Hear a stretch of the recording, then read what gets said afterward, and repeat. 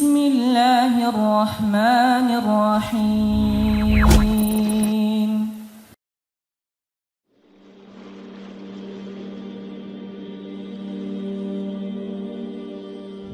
Di malam ini kita akan khususkan membahas tentang beberapa peristiwa besar yang terjadi di bulan Ramadan dan beberapa nikmat yang Allah anugerahkan kepada kita di bulan Ramadan ini. Ma'asyiral muslimin yang dimuliakan Allah Subhanahu wa taala. Allahu yakhluqu ma yasha wa yakhtar. Sesungguhnya Allah Subhanahu wa taala telah menciptakan makhluknya, dan dari sekian banyak makhluknya ada makhluk yang Allah pilih. Ketika Allah Subhanahu wa taala menciptakan langit dengan 7 lapisnya, tentu langit yang paling mulia adalah langit yang ke-7 karena dekat dengan arsy. Juga ketika Allah Subhanahu wa taala menciptakan sorga, maka dari sekian tingkatan sorga adalah sorga Adan yang paling mulia karena atapnya langsung arsy Allah Subhanahu wa taala. Para malaikat,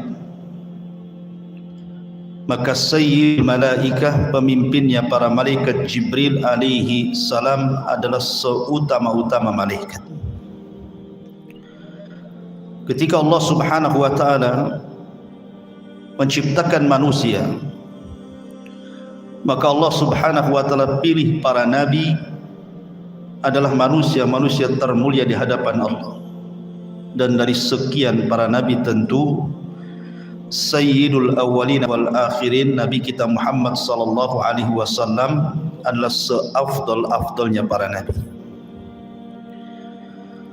Nah, ketika Allah Subhanahu wa taala menciptakan bulan-bulan, maka yang paling mulia dari sekian bulan adalah Ramadan.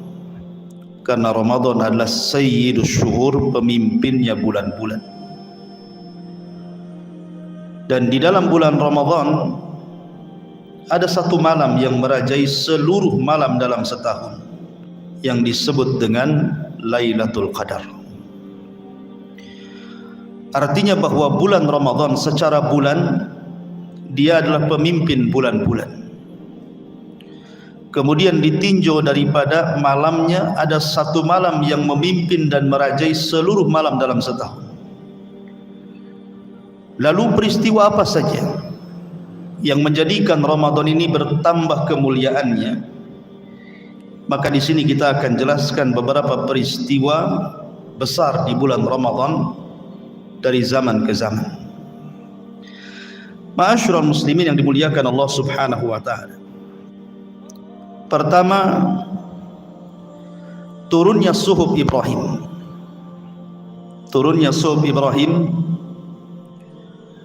berdasarkan beberapa riwayat bahwa turun di bulan Ramadan. Kemudian juga diangkatnya Isa bin Maryam. Diangkatnya Isa bin Maryam itu juga terjadi di bulan Ramadan. Dan ini berdasarkan perkataan Hasan ibnu Ali, Hasan putra Ali bin Abi Thalib radhiyallahu an, saat terbunuhnya Ali bin Abi Thalib. Karena Ali bin Abi Thalib itu terbunuh pada tanggal 21 Ramadan. Jadi terjadinya pun pembunuhan Ali itu di bulan Ramadan saat hendak berangkat untuk melaksanakan subuh. Tiba-tiba ditikam oleh seorang Khawarij namanya Abdurrahman ibn Mulzam, seorang hafidul Quran, seorang penghafal Quran. Abdurrahman bin Mulzam itu, tapi pemahamannya teroris Khawarij. Dia membunuh Ali bin Abi Thalib atas nama Quran.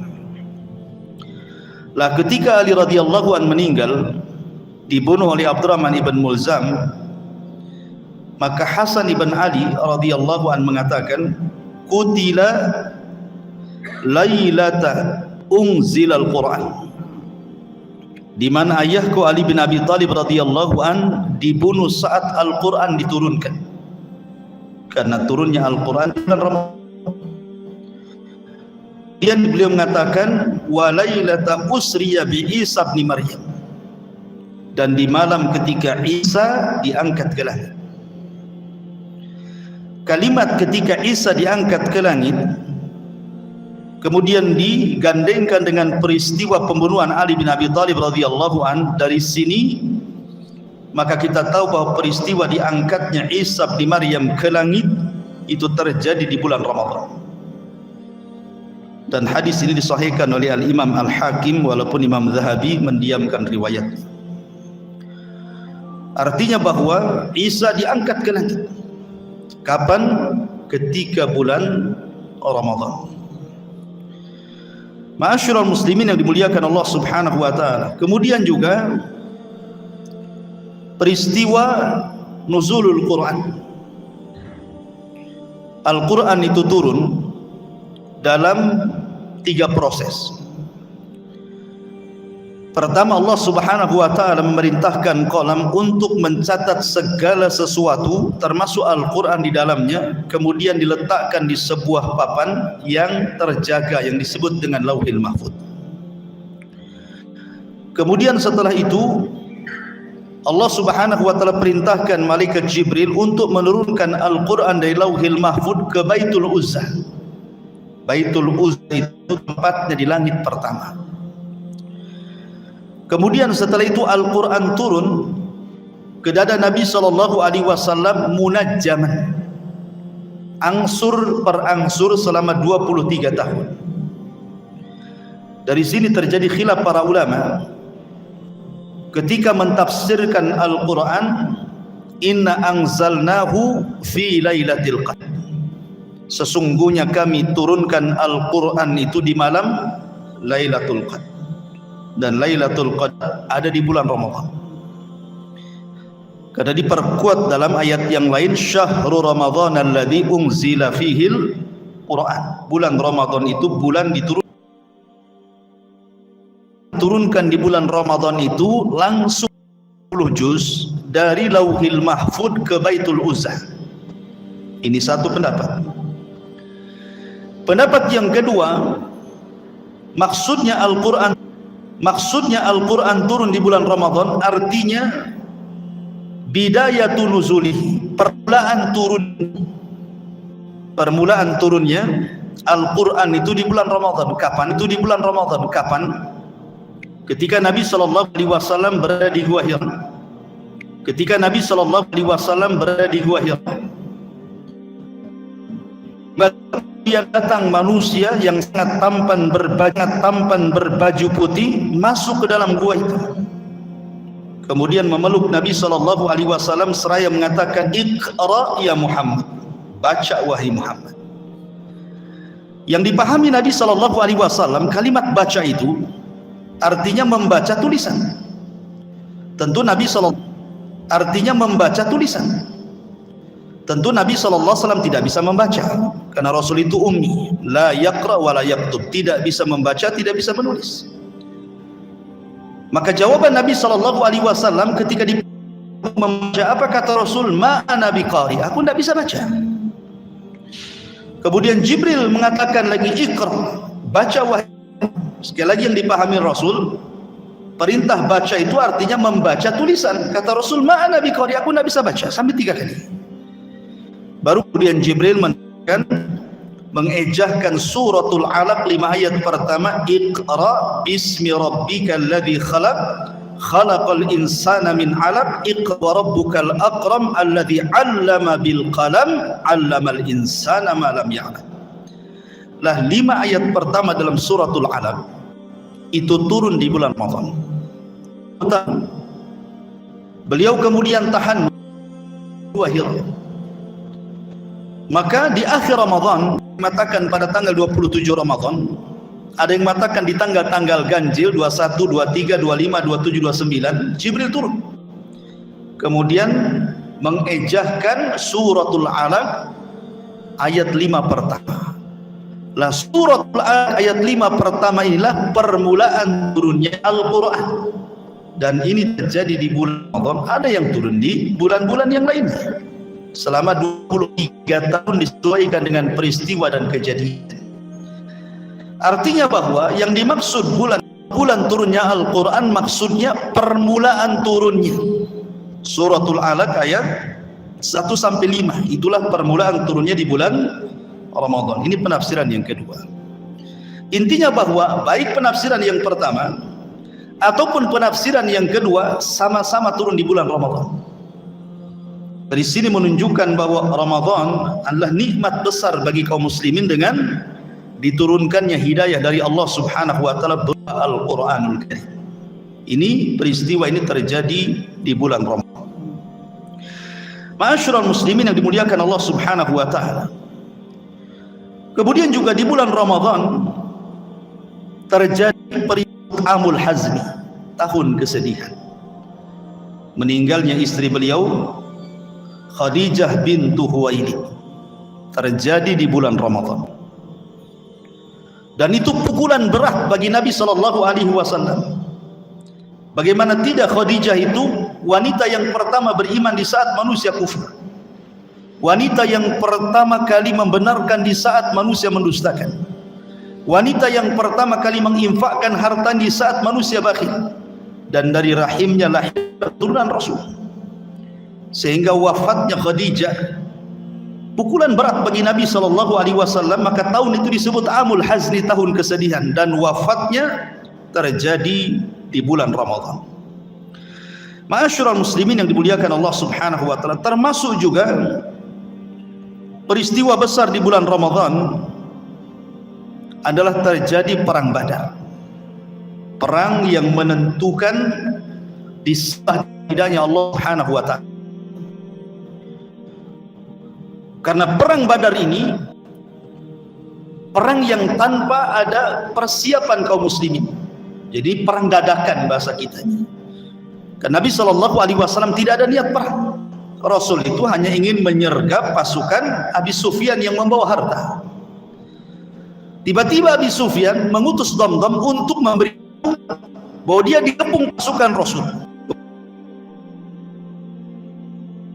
Nabi SAW di kemenangan datang kepada Rasul dengan bantuan 5.000 malaikat langsung dipimpin Jibril, dan Allah menangkan dalam perang Badar ini. Bahkan di bulan Ramadan disinilah kemudian terbunuh para pembesar-pembesar kafir Quraisy. Abu Jahal terbunuh di sini juga di bulan Ramadan, karena perangnya terjadi di bulan Ramadan. Dan pembesar-pembesar Quraisy yang lainnya juga meninggal di bulan Ramadan.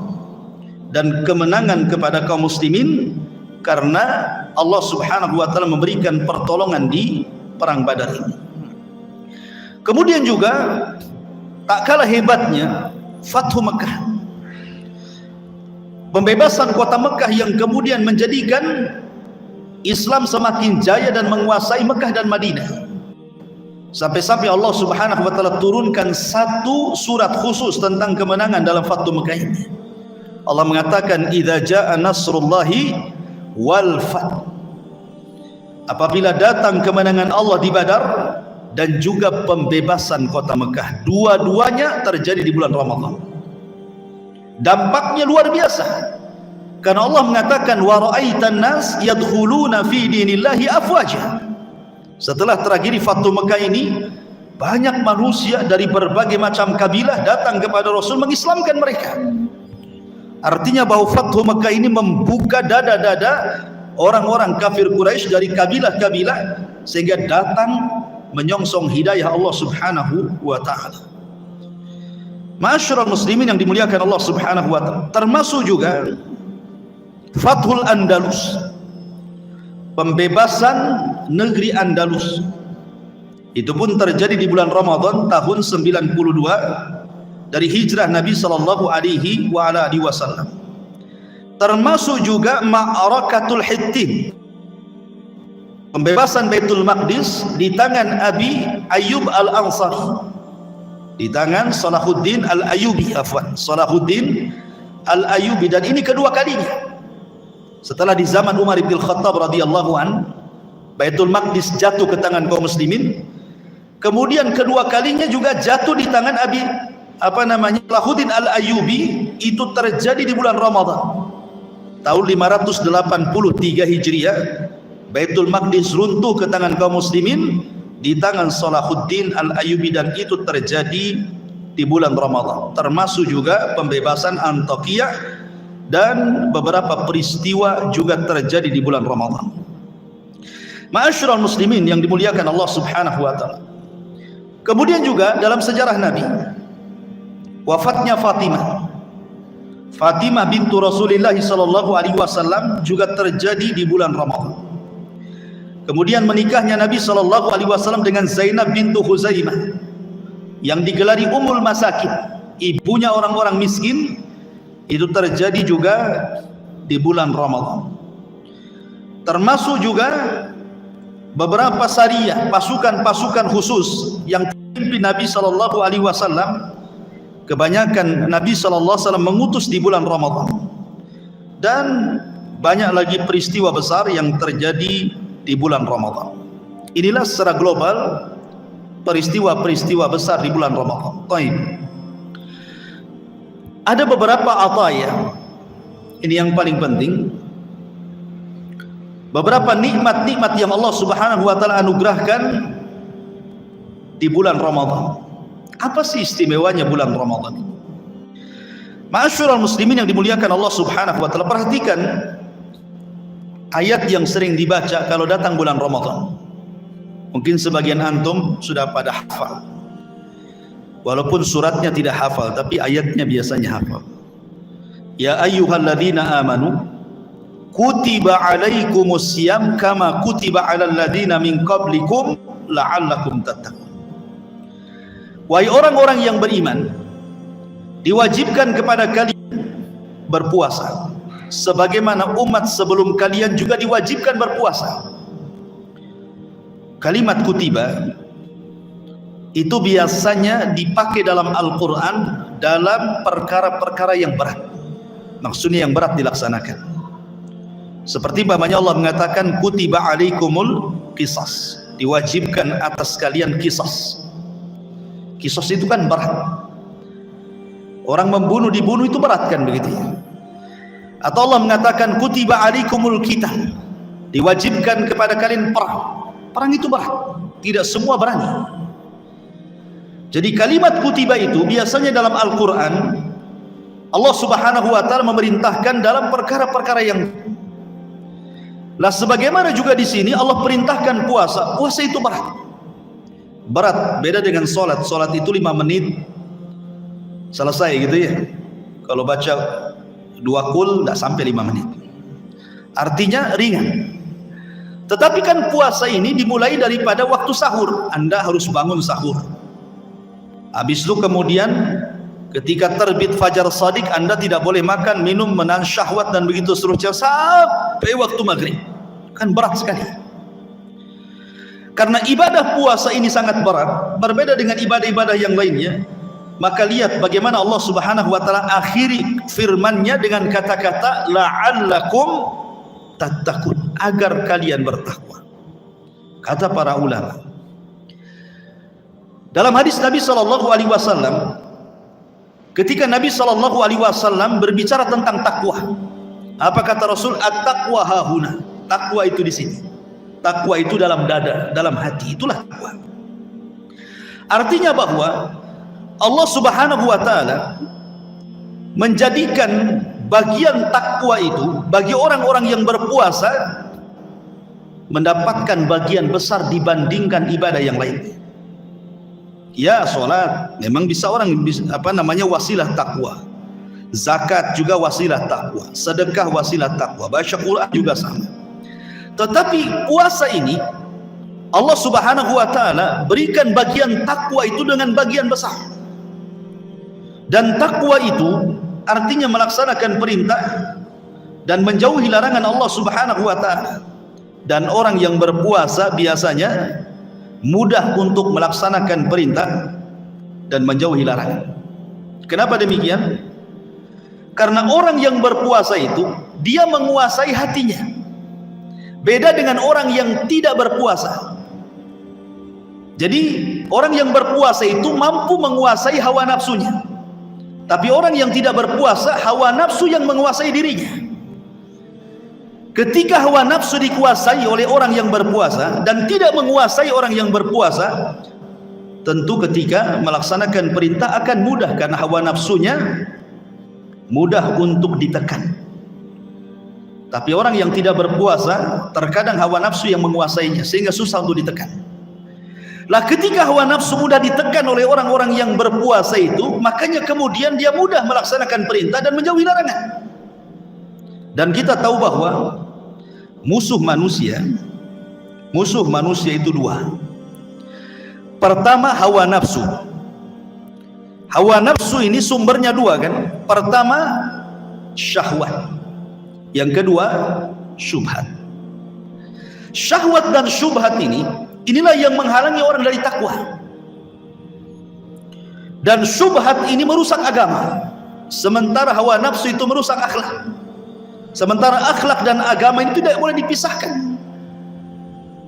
Karena ada orang yang berakhlak tapi tidak beragama, orang yang beragama tapi kurang akhlaknya. Makanya dua perkara ini tidak boleh dipisahkan.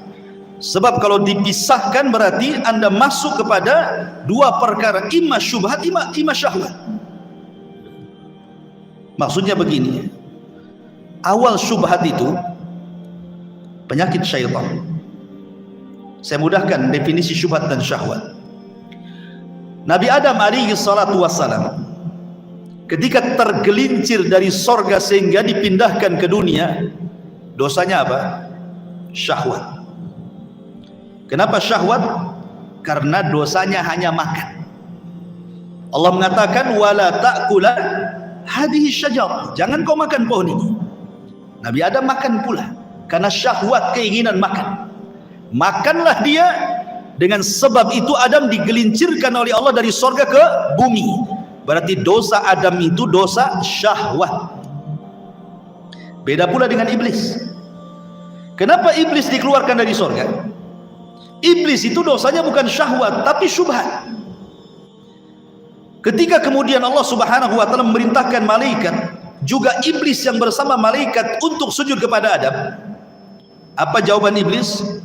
Dia mengatakan asjudu lima khuliqta min tina, lima khuliqta tina. Apakah aku harus sujud kepada makhluk yang diciptakan dari tanah? Artinya bahwa di sini iblis tergelincir dari sorga karena dosa, dan dosa iblis itu syubhat, merasa dirinya lebih hebat dibandingkan Adam, sehingga dia mengatakan ana khairum minhu khalaqtani min nar wa khalaqtahu min tin. Aku lebih baik daripada Adam, kau ciptakan dia dari tanah, aku dari api. Itu namanya syubhat ya. Kalau Adam dosanya makan, syahwat. Kalau iblis dosanya syubhat karena merasa lebih baik. Lah, dua hawa nafsu ini bisa dikalahkan di bulan Ramadan. Bagaimana caranya?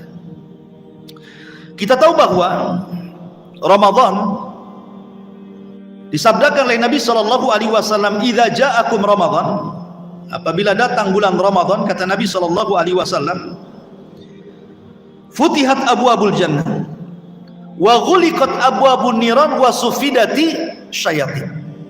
Apabila datang bulan Ramadan, semua pintu sorga dibuka, semua pintu neraka ditutup, dan setan-setan dibelenggu.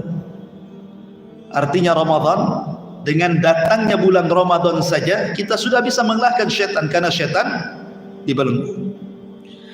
Kemudian yang kedua, Ramadan itu nuzulul Quran, tempat turun Al-Quran. Dan kalau antum membaca Al-Quran, maka setan akan lari. Lihat hadis Nabi SAW yang mengatakan, siapa yang membaca surah Al-Baqarah, maka setan akan lari. Berarti dengan setan diikat, kemudian di bulan Ramadan Al-Quran dibacakan, dengan sendirinya setan itu sudah kalah. Syaitan itu sudah kalah. Maksudnya syaitan dari jenis jin gitu ya. Kemudian hawa nafsu, dengan cara berpuasa maka hawa nafsu itu bisa dikalahkan. Hawa nafsu itu puncaknya ada di 4 perkara. Pertama, kathratul kalam, banyak bicara. Itu banyak bicara. Kalau orang banyak bicara, banyak keplesetnya. Kalau orang banyak keplesetnya, banyak dosanya. Kalau orang banyak dosanya, masuk neraka tempatnya. Orang yang berpuasa bicara. Ada orang berpuasa ngomong terus, haus lah kan itu ya. Orang yang puasa itu malas bicara. Kalau banyak bicara, dicurigai itu puasanya itu. Antum bicara terus. Kemudian yang kedua, kathratul akli wasyurbi, banyaknya makan, banyaknya minum. Itu hawa nafsu. Dorongan hawa nafsu itu makan minum itu. Maka ketika orang berpuasa tidak makan tidak minum, maka hawa nafsu makan dan minum itu tertekan. Kemudian yang ketiga, kathratul mukhalatah, banyak bergaul, jalan ke sana kemari. Tapi di bulan Ramadan malas, apalagi di siang-siang Anda mau diajak jalan malas kan begitu. Bagusnya Anda ngadem aja di kamar pakai AC kan. Apain Pak siang-siang keluyuran sana sini? Artinya tertekan itu hawa nafsu jalan ke sana kemari. Kecuali ngabuburit ya sore-sore gitu. Kemudian yang terakhir, kathratun naum. Sebenarnya hawa nafsu, kathratun naum, banyaknya tidur. Ini juga bagian daripada hawa nafsu. Kenapa? Karena kalau orang berpuasa tidur, dia tidak bisa ibadah yang lainnya. Dan orang lapar itu biasanya susah tidur. Anehnya kita pula banyak tidur. Ya mungkin kalau malamnya antum tidak pernah tidur ya. Jadi malam jadi siang, siang pula jadi malam. Tapi kalau normal malam tidur, kemudian paginya puasa, susah tidur itu biasanya. Karena orang lapar tuh susah tidur. Makanya banyak orang-orang yang susah tidur saya, makanya malam saya makan Ustaz. Artinya bahwa 4 hawa nafsu ini bisa dikalahkan dengan Ramadan, dengan puasa. Itulah yang menjadikan kenapa Allah Subhanahu wa taala tutup ayatnya la'allakum tattaqun. Maka Anda akan bisa menjadi hamba yang bertakwa karena bisa melawan musuh di bulan Ramadan. Baik hawa nafsu yang berasal dari syahwat atau hawa nafsu yang berasal dari syubhat. Dari sini Allah mengatakan la'allakum tattaqun, agar kalian bertakwa. Ini hadiah dari Allah Subhanahu wa taala. Kemudian yang kedua, Allah Subhanahu wa taala berfirman di dalam atau hadis Nabi sallallahu alaihi wasallam. Dalam sebuah hadis yang dikeluarkan Imam Muslim, Nabi sallallahu alaihi wasallam bersabda, "Man shoma yauman fi sabilillah, ba'adallahu wajhahu 'anil nari sab'ina kharifah." Barang siapa yang berpuasa 1 hari, 1 hari saja berpuasa, fi sabilillah. Kalimat fi sabilillah menurut Al-Imam Al-Qurtubi rahimahullahu taala artinya sabilullah ta'atan lillahi azza wajalla. Jadi puasanya itu karena taat kepada Allah. Jadi barang siapa yang berpuasa 1 hari dalam rangka melaksanakan ketaatan kepada Allah Subhanahu wa taala, maka Allah akan jauhkan wajahnya dari api neraka sab'ina kharifah, 70 musim. Ada yang mengatakan kharif itu 70 tahun. Bayangkan 70 tahun wajah kita dijauhkan dari api neraka. Kalau seandainya 70 dikali 30 hari, sudah berapa itu? 2100 tahun kan itu ya? Oh 2100-an kan itu ya? Kurang lebih lah. Itu kalau seandainya kita puasa Ramadan 30 hari gitu ya, 70 tahun kali 30 kan begitu, 2100 tahun kita dijauhkan wajah kita dari api neraka. Kan luar biasa. Bagaimana kalau seandainya usia kita dari 15 tahun sampai sekarang 50 atau 60 tahun kita berpuasa 1 bulan, kalikan saja. Berarti makin banyak berpuasa, makin dijauhkan wajah kita dari api neraka. Dan ini adalah hadiah dari Allah Subhanahu wa taala dengan datangnya bulan Ramadan. Ma'asyiral muslimin yang dimuliakan Allah Subhanahu wa taala. Kemudian juga nikmat yang Allah berikan di bulan Ramadan itu berbeda dengan bulan yang lainnya. Di bulan Ramadan ini ada rangsangan hidayah. Coba perhatikan, tidak ada orang yang banyak membaca Al-Quran kecuali di bulan Ramadan. Tidak ada orang yang banyak sholat kecuali di bulan Ramadan. Tidak ada orang yang banyak tobat kecuali di bulan Ramadan. Tidak ada orang yang banyak masuk Islam kecuali di bulan Ramadan. Masjid penuh, suara Al-Quran di mana-mana. Hampir tiap-tiap masjid dan musola semua membaca Al-Quran, entah orang entah kaset. Yang jelas bahwa di bulan Ramadan ini semua orang baca Quran. Minimalnya walaupun tidak baca Quran, dengar Quran di bulan Ramadan itu. Artinya bahwa di sini ada rangsangan hidayah. Ada rangsangan hidayah yang Allah Subhanahu wa taala anugerahkan. Ketika Allah Subhanahu wa taala berfirman, "Syahrul Ramadhan alladzi unzila fihi al-Qur'an hudan linnas." Bahwa Al-Quran yang diturunkan di bulan Ramadan itu bisa merangsang hidayah. Hidayah di bulan Ramadan. Apalagi orang yang baca Quran, ikhwan. Nabi SAW mengatakan, "Man qara'a harfan min kitabillah falahul hasanatu wal hasanatu bi asyri amsalihha la aqulu alif lam mim harfun walakin alifun harfun wal lamun harfun wa mimun harfun."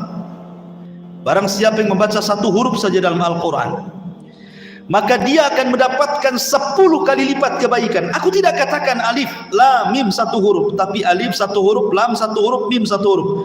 Bayangkan saja surah Al-Fatihah. Berapa huruf surah Al-Fatihah? 143 huruf. Itu surah Al-Fatihah.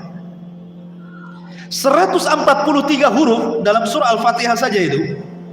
Kalau seandainya dikalikan saja 10 gitu ya, 10 kali lipat, udah luar biasa ikhwan. Banyak itu kan. Mau berapa itu? 1.400-an lebih gitu ya, pahala. Itu baru Al-Fatihah. Bagaimana dengan Al-Baqarah? Alif lam mim 3 huruf, udah 30 pahala. Dzalika sudah 4 huruf tuh. Dzal alif lam kaf 4. Dan 40. Al-Kitab 4 lagi, 40. Kalau seandainya Anda baca Al-Baqarah saja, itu sudah banyak kita dapat pahala. Apalagi orang yang menghafal Quran gitu ya, dia diulang-ulang itu. Bacaannya tidak diulang-ulang, enggak hafal-hafal, tapi diulang-ulang sampai ratusan kali. Banyak pahalanya, kawan.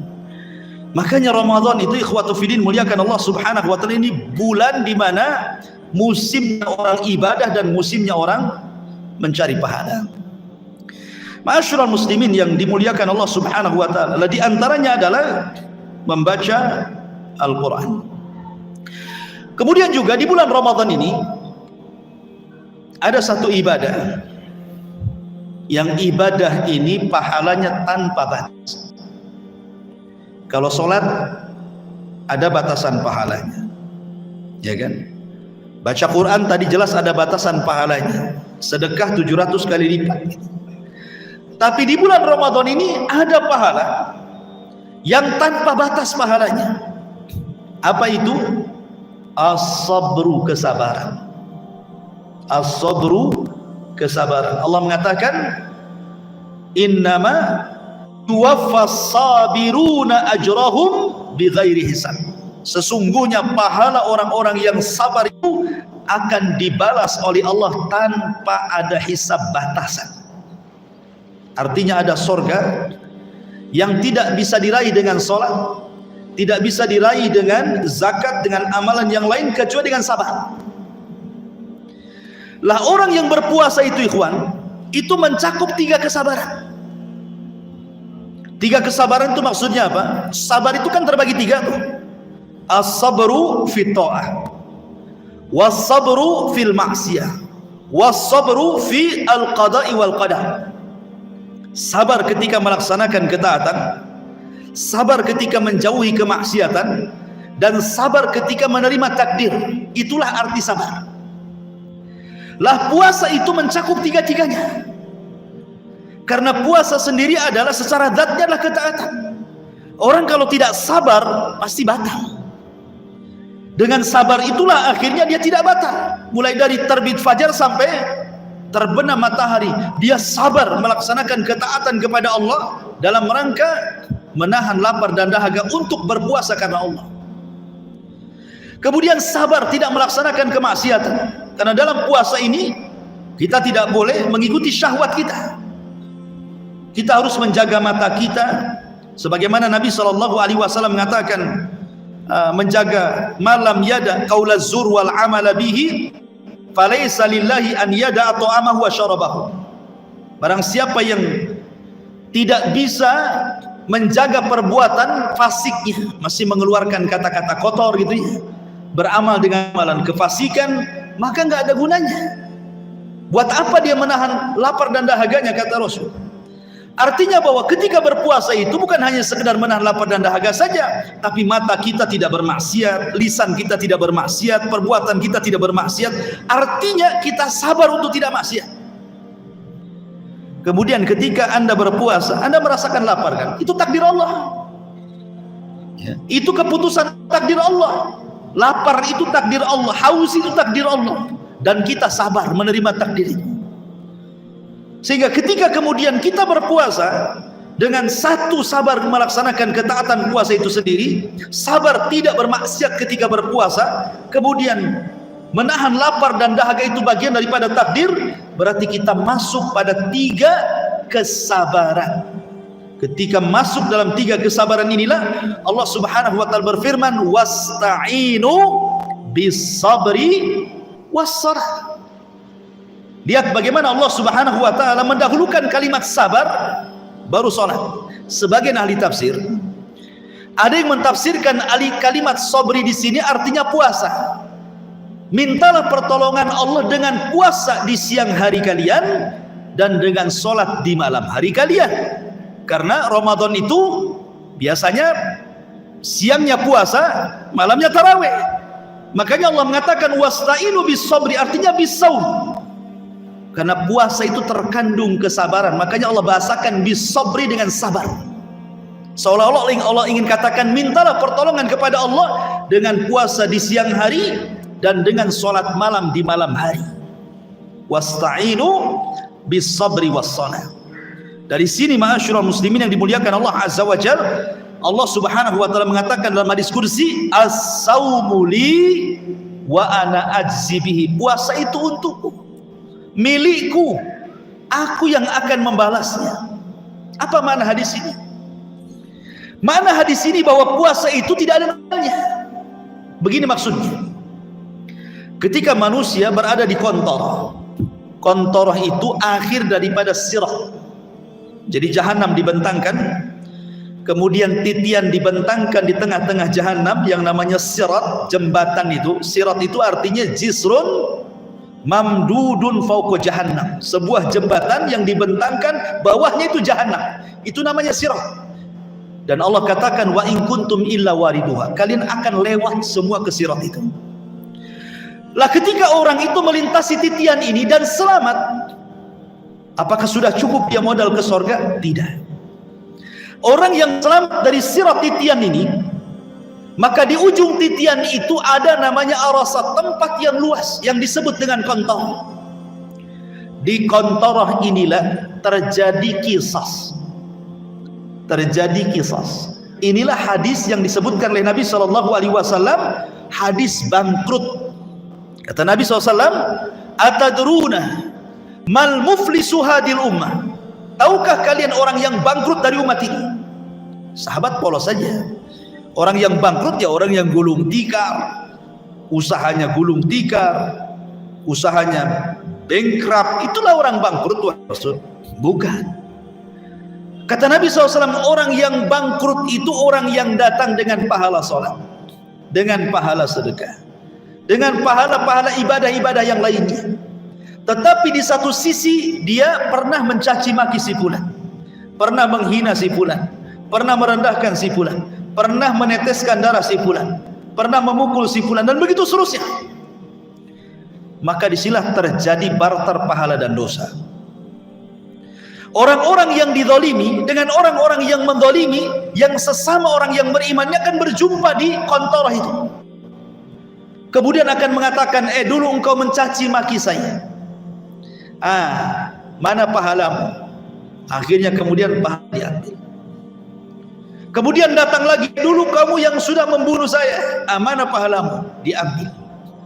Sehingga ketika orang yang zalim ini, semua diambil pahalanya oleh orang-orang yang dizalimi di dunia, habis dia pahalanya. Tapi yang nuntut masih ada. Dulu kau sudah mencaci maki saya, mana pahalamu? Sudah nggak ada, dibagi-bagikan ke orang.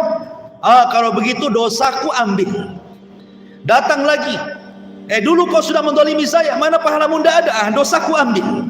Sehingga ketika pahalanya diberikan kepada orang, sementara ketika habis kemudian pahalanya karena ditransfer ke orang, dia pun harus menanggung dosa orang lain. Ketika dia menanggung dosa orang lain, disinilah yang disebut dengan bangkrut, ya kan? Bangkrut itu kalau dalam usaha modalnya habis, hutang tak terbayar, itu bangkrut artinya. Pahalanya habis dibagikan orang, dosa orang pula ditanggung dia, itulah bangkrut. Lah ketika kemudian sudah tidak punya modal lagi untuk masuk ke surga, dari sinilah kemudian karena dia pernah beribadah di bumi ini, berpuasa karena Allah, mungkin puasa sunnah, mungkin puasa Ramadan dengan ikhlasnya kepada Allah Subhanahu wa taala, saat dia sudah tidak ada lagi harapan masuk surga, tiba-tiba datang puasa menolong dia dan mengatakan, ya Rabb, gara-gara aku, kata puasa, orang ini menahan lapar, orang ini menahan haus, orang ini tidak tidur malam untuk sahur, gara-gara aku, berikan dia syafaat ya Rabb. Dari sini Nabi SAW mengatakan, Asya wal Quran yashfa'ani li sahibihi yaumal qiyamah. Puasa dan bacaan Quran akan menjadi syafaat bagi para pelakunya. Maka Allah Subhanahu wa taala datang kemudian kepada orang yang bangkrut ini, memperlihatkan pahala puasa yang banyak yang bisa menutup dosa-dosanya. Itulah makna daripada as-saumu li wa ana azzibi, puasa itu milikku, kata Allah, aku yang akan membalasnya. Sedemikian besar itulah pahala puasa di bulan Ramadan, ikhwan. Dan ini anugerah dari siapa? Dari Allah Subhanahu wa taala untuk kita. Ma'asyiral muslimin yang dimuliakan Allah Subhanahu wa taala. Kemudian juga di antara anugerah nikmat yang Allah Subhanahu wa taala berikan kepada kita di bulan Ramadan, rata-rata kalau kita perhatikan amalan-amalan di bulan Ramadan secara global itu puasa, kemudian salat tarawih, kemudian menghidupkan malam Lailatul Qadar. Ini ibadah inti kan di bulan Ramadan kan 3, puasa, tarawih, menghidupkan malam Lailatul Qadar. Perhatikan hadisnya, semua reaksinya mirip-mirip. Nabi SAW mengatakan, man shoma Ramadhanan imanan wa ihtisaban ghufira lahu ma taqaddama min dhanbi. Man qama Ramadhanan imanan wa ihtisaban ghufira lahu ma taqaddama min dhanbi. Man qama lailata qadrin imanan wa ihtisaban ghufira lahu ma taqaddama min dhanbi. Barang siapa yang berpuasa di bulan Ramadan penuh dengan iman, maksudnya iman akan perintahnya dan mengharap pahala Allah, maka diampuni dosa-dosanya.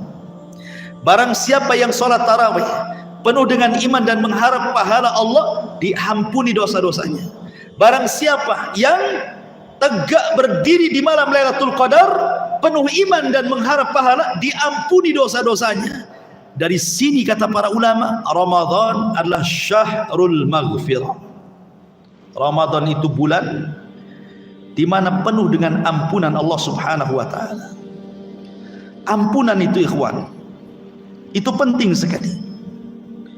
Karena kalau kita melihat beberapa riwayat Bagaimana nikmat maghfirah itu? Maksudnya nikmat Allah Subhanahu wa taala memberikan ampunan kepada hambanya. Maghfirah itu adalah rahmat dari Allah Subhanahu wa taala, di mana Allah Subhanahu wa taala tidak akan menghancurkan manusia di dunia ataupun di akhirat kalau seandainya Allah Subhanahu wa taala mengampuni hamba ini. Orang kalau diampuni dosanya, maka dia tidak akan dihancurkan oleh Allah, baik di dunia ataupun di akhirat. Karena ampunan sendiri adalah ainur rahmah, zat rahmat itu sendiri. Artinya ketika orang diberikan ampunan, maknanya dia sudah mendapatkan kasih sayang Allah. Ketika dia sudah mendapatkan kasih sayang Allah, maka tidak ada yang memadaratkan dia. Makanya ketika mendapatkan ampunan itu, maka tidak ada yang memadaratkan dia, baik dunia dia dan akhiratnya. Kemudian yang kedua, kalau orang mendapatkan ampunan dari Allah Subhanahu wa taala, maka itu jalan mulus bagi dia menuju surga, sebanyak apapun dosa dia. Lihat sebuah hadis yang sering saya ceritakan tentang seorang wanita pelacur di zaman Bani Israel. Kemudian dia memberi minum seekor anjing karena keikhlasannya. Karena Allah mengampuni dosa-dosanya, Allah masukkan dia ke surga. Ada seseorang laki-laki di zaman Bani Israel yang tidak pernah beramal secuil pun, satu amalan pun tidak pernah beramal dia. Dari mulai lahir sampai wafat kufur, tidak pernah beramal. Saat detik wafatnya ketakutan dia. Akhirnya karena ketakutan kepada Allah, dia kumpulkan anak-anaknya dan mengatakan, kalau aku mati, bakar aku. Kemudian buku lempar di semua lautan di banyak-banyak negeri. Sebab kalau Allah mampu membangkitkan diriku, pasti Allah akan mengazab diriku dengan azab yang belum pernah ia azab sebelum dan sesudahnya. Akhirnya betul-betul dia mati. Wasiatnya dilaksanakan anak-anaknya, dibakar dia. Kemudian debunya, abunya itu disebar di banyak lautan, di banyak negeri. Dia tidak sadar bahwa Allah Subhanahu wa taala ala kulli syai'in qadir, Maha mampu membangkitkan. Maka Allah Subhanahu wa taala kumpulkan debu-debu itu, abu-abunya dikumpulkan, akhirnya menjelma lagi dia. Kemudian orang ini dihadapkan kepada Allah Subhanahu wa taala. Kemudian Allah bertanya kepada dia, "Ma hamalaka ala ma fa'alta ya fulan?" Apa yang membawamu? Kenapa kau lakukan seperti ini? Kenapa kau berwasiat seperti itu kepada anak-anakmu? Akhirnya orang ini mengatakan, "Khaufuka ya Rabb," karena rasa takutku kepadamu. Karena takutku kepadamu, aku banyak dosa, aku takut kepadamu. Makanya aku beristighfar, mudah-mudahan dengan cara ini kau tidak bisa membangkitkan aku. Karena Allah Subhanahu wa taala melihat keikhlasan dia dan rasa takut yang luar biasa kepada Allah. Akhirnya Allah mengatakan, laqad ghafartu dzambak, ku ampuni dosa. Ketika Allah ampuni dosanya, Allah masukkan dia ke dalam surga. Ya. Bagaimana orang itu kalau sudah mendapatkan ampunan, sebanyak apapun dosa pasti ada jalan menuju surga. Lah Ramadan itu syahrul maghfirah. Ramadan itu bulan kita mendapatkan ampunan. Karena puasa sebab ampunan, tarawih sebab ampunan, malam Lailatul Qadar sebab ampunan. Luar biasa. Ya. Ma'asyiral muslimin yang dimuliakan Allah Subhanahu wa taala. Tentu anugerah yang paling luar biasa di bulan Ramadan adalah nuzulul Quran. Turunnya Al-Quran. Perhatikan bagaimana keagungan Al-Quran, ikhwan. Ketika Allah Subhanahu wa taala, zat yang maha tunggal, menurunkan Al-Quran kepada Rasul lewat Jibril, maka Jibril menjadi semulia-mulia para malaikat. Kemudian ketika Jibril membawa Al-Quran kepada Rasul, maka Nabi SAW menjadi semulia-mulia manusia dari seluruh manusia yang ada di permukaan bumi. Ketika Al-Quran kemudian turun di bulan Ramadan, maka Ramadan menjadi bulan yang paling mulia dari 12 bulan. Ketika Al-Quran turun di malam Lailatul Qadar, maka malam itu menjadi malam yang paling mulia dari seluruh malam dalam setahun. Lihat bagaimana Al-Quran mengangkat Jibril, mengangkat Rasul, mengangkat bulan Ramadan, mengangkat malam Lailatul Qadar. Bayangkan kalau seandainya Al-Quran Allah letakkan di dada-dada antum semuanya, apa yang terjadi? Maka Nabi SAW mengatakan, khairukum man ta'allama al-Qur'ana wa 'allama. Sebaik-baik kalian, kata Rasul, adalah orang yang belajar dan mengajarkan Al-Quran. Kalimat khairukum, sebaik-baik kalian, artinya kita umat terbaik. Kalau seandainya Al-Quran bisa mengangkat Jibril, mengangkat Rasul, mengangkat bulan, mengangkat hari, maka tidak mustahil Quran akan mengangkat kita. Di zaman Umar, Gubernur Mekah ini datang menemui Amirul Mukminin Umar bin Khattab radhiyallahu anhu. Kemudian Umar bin Khattab radhiyallahu anhu marah dan mengatakan, kenapa kau tinggalkan Mekah? Siapa yang mewakili kau di Mekah? Maka Gubernur Mekah ini mengatakan, ada wahai Amirul Mukminin, namanya Abdurrahman ibnu Abzah. Abdurrahman ibn Abzah. Subhanallah, Umar tidak kenal. Padahal ini wakil gubernur. Harusnya Umar kenal. Ini nggak kenal Umar. Umar kemudian nanya kepada Gubernur Mekah ini, siapa Abdurrahman ibn Abzah itu? Kata Gubernur Mekah ini, dia dulu adalah seorang budak wahai Amirul Mukminin, kemudian ku merdekakan, kemudian ku jadikan wakilku di Mekah. Umar kaget. Kata Umar, apa tidak ada orang merdeka? Kenapa kau mencari mantan budak yang kau merdekakan, kau pula jadikan wakil di Mekah? Apa tidak ada orang yang merdeka? Mantan budak. Maka Gubernur Mekah ini mengatakan, ya Amirul Mukminin, innahu, maksudnya siapa? Abdurrahman ibn Abzah itu alimun bi kitabillah wa alimun bi faraidillah. Dia itu wahai Amirul Mukminin, walaupun mantan budak, tapi dia pakar Quran dan pakar faraid, dan dia adil saat berhukum. Umar bin Khattab radhiyallahu anhu ketika mendengar ucapan gubernur ini, lihat bagaimana sahabat itu tidak saling mencurigai. Kalau zaman sekarang, nggak yakin saya, temukan saya dengan dia, nggak gitu. Ya. Sahabat itu udul, saling mempercayai sama dengan satu dengan yang lainnya. Karena di zaman itu amanah memang diangkat.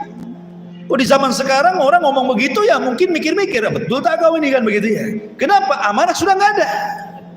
Tapi di zaman para sahabat itu amanah dijunjung tinggi-tinggi, kejujuran dijunjung tinggi-tinggi. Makanya Umar bin Khattab tidak bertanya, langsung memuji Abdurrahman ibn Abzah. Kenal pun tidak, berjumpa pun tidak. Apa kata Umar? Dia mengatakan, sadaqa Rasulullah sallallahu alaihi wasallam. Sungguh benar ucapan Rasul. Innallaha yarfa'u bihadzal kitab aqwaman.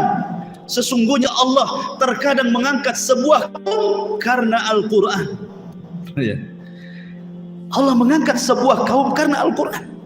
Jadi Al-Qur'an itu mengangkat segalanya. Tapi di zaman sekarang subhanallah, orang-orang penghafal Quran itu tidak dimuliakan sebagaimana di zaman Nabi SAW sangat dimuliakan.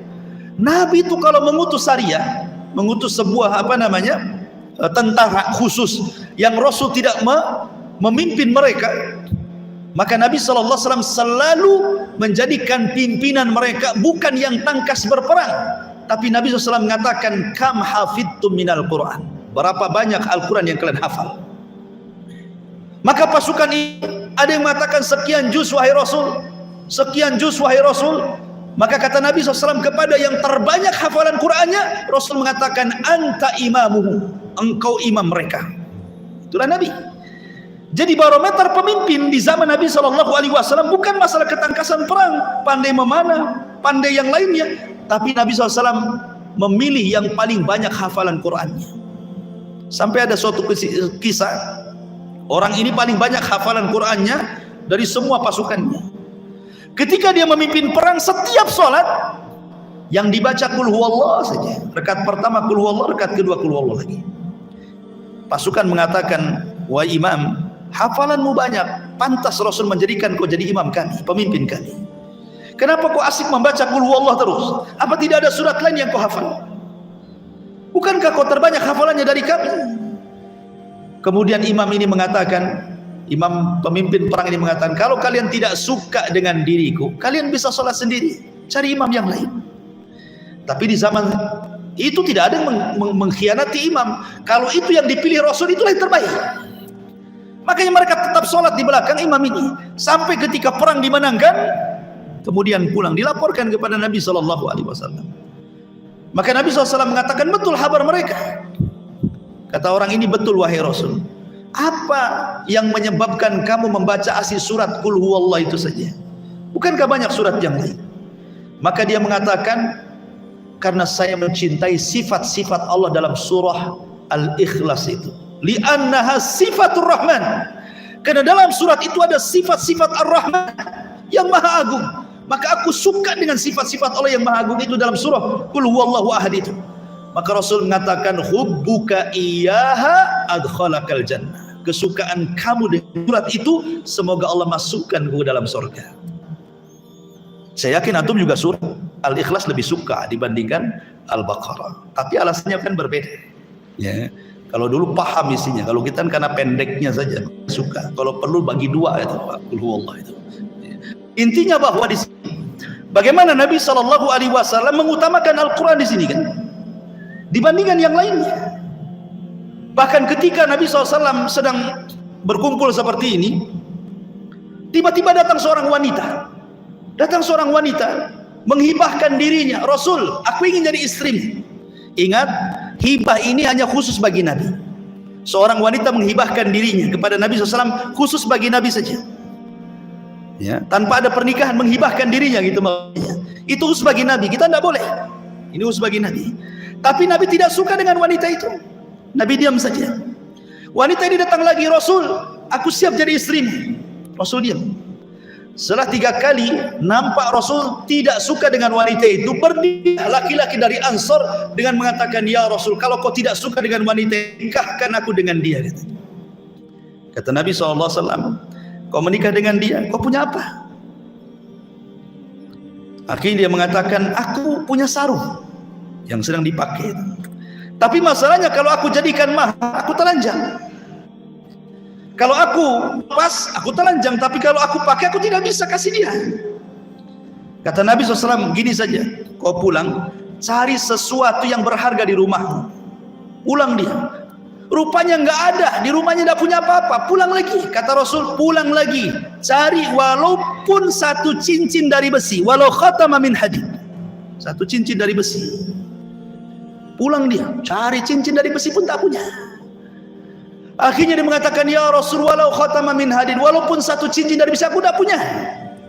Gimana caranya ini aku ingin menikah dengan dia? Kata Nabi SAW, apakah engkau menghafal surat dalam Al-Quran? Dia mengatakan, ya aku hafal surat ini dan itu. Apa kata Nabi SAW? Uzawwijuka bima ma'aka minal Quran, kata Rasul. Kalau begitu, kunikahkan kau dengan dia, maharnya Al-Quran yang kau hafal itu. Begitu. Di zaman itu, nikah mudah. Tidak pusing anak muda di zaman itu. Kalau anak muda zaman sekarang mau nikah pusing kali kan gitu.